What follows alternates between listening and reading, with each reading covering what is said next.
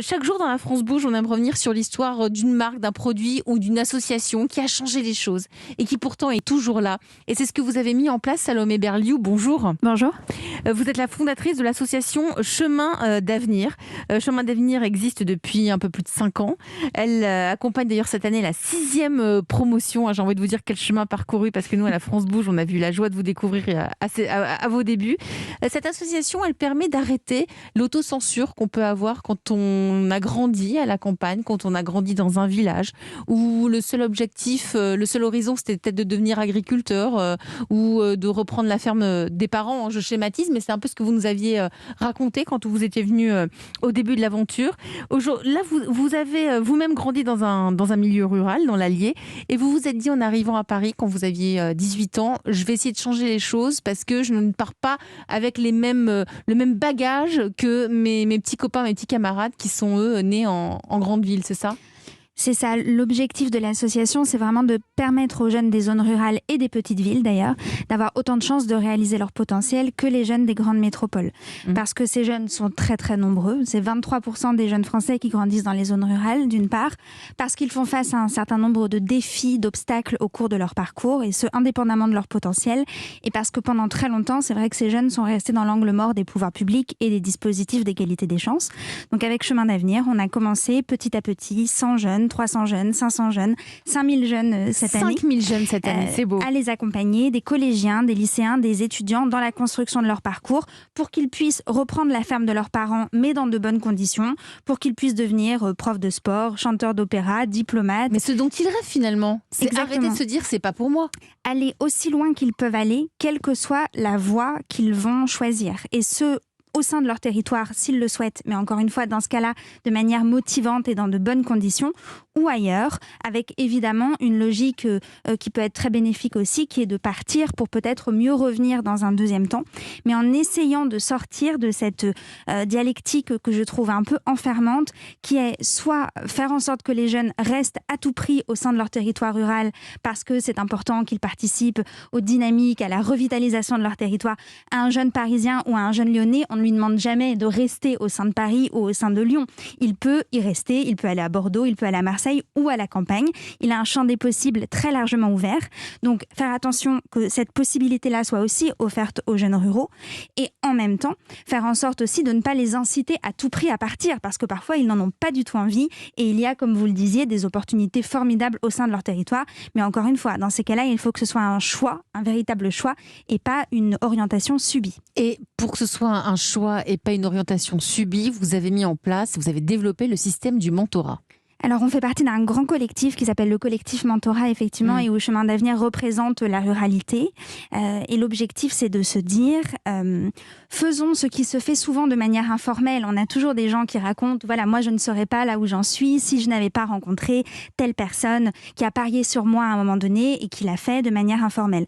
Avec Chemin d'Avenir, on systématise le recours à la chance dans les territoires ruraux. C'est-à-dire qu'on fait en sorte que chaque jeune puisse avoir un parrain, un mentor, qui va l'accompagner dans la construction de son parcours pendant plusieurs années, qui va travailler avec lui sur sa confiance en lui-même, qui va travailler avec lui sur la construction de son parcours, qui va faciliter des rencontres avec des professionnels, avec des étudiants, qui va peut-être lui donner accès à un stage et qui va petit à petit déjouer tous les freins qui peuvent limiter la construction de ce parcours-là, académique, professionnel et citoyen.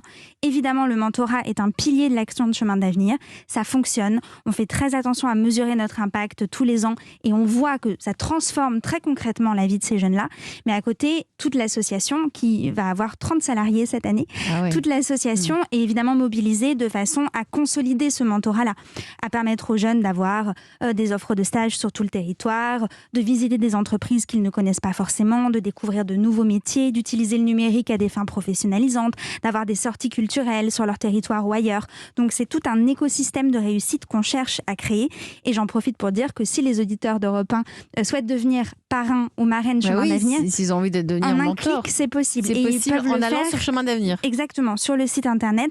Et ce qui est vraiment très pratique et très modulable, c'est que un professionnel parisien, lyonnais, bordelais ou dans la campagne, dans les Vosges, peut très bien accompagner, mentorer un jeune qui va être à l'autre bout de la France. Parce que l'idée, c'est à travers ce parrainage que le jeune découvre un autre bassin d'emploi, d'autres réflexes, une ouverture qu'il n'a pas forcément à côté de chez lui. Et c'est souvent le cas. C'est souvent le cas. Ils reviennent chez eux ou au contraire, ils s'ouvrent sur totalement autre chose?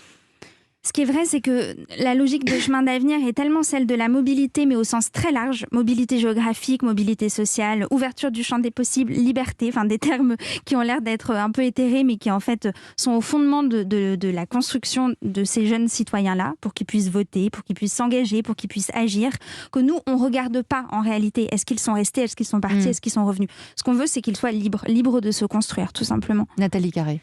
En fait, quand on vous écoute et qu'on lit tout ce que vous faites, je me dis que votre solution, en fait, elle est valable pour tous les jeunes qui sont un peu déboussolés, peut-être sans projet défini, sans conscience de leurs talents et de leurs capacités. Et à mon avis, en fait, ces jeunes, ils vivent juste partout dans le territoire, pas seulement dans les territoires ruraux. Est-ce que vous avez prévu une déclinaison pour que votre solution existe dans d'autres zones géographiques ? Alors en fait, nous, on voit la configuration par l'autre bout de la lorgnette, c'est-à-dire que ces dispositifs-là, très souvent portés par des associations ultra engagées, existaient déjà pour d'autres jeunes, notamment dans les quartiers sensibles, et à raison, étant donné les vrais enjeux qu'il y a dans ces territoires-là, existaient dans le cœur des grandes métropoles pour les jeunes notamment qui faisaient face à des enjeux sociaux parfois très handicapants pour leur avenir, mais n'existaient pas dans la ruralité. Et en ce sens-là, Chemin d'avenir est la première association à informer, accompagner et promouvoir les jeunes de la ruralité, indépendamment de critères de notes, indépendamment de critères sociaux. Rien n'existait pour les accompagner, ces jeunes. Il y avait vraiment très peu de dispositifs, ou alors il y avait des dispositifs notamment locaux, c'est-à-dire tout à coup un chef d'établissement formidable, un professeur, un maire qui avait décidé d'impulser les choses sur son territoire en faveur de la jeunesse de manière dynamique. Ça existe. Mais ce qu'on essaie de faire avec Chemin d'avenir, c'est de faire écosystème à l'échelle nationale et de tisser des liens entre les territoires, entre les générations et entre les catégories socio-professionnelles. Il y a un étudiant ou une étudiante qui vous a marqué?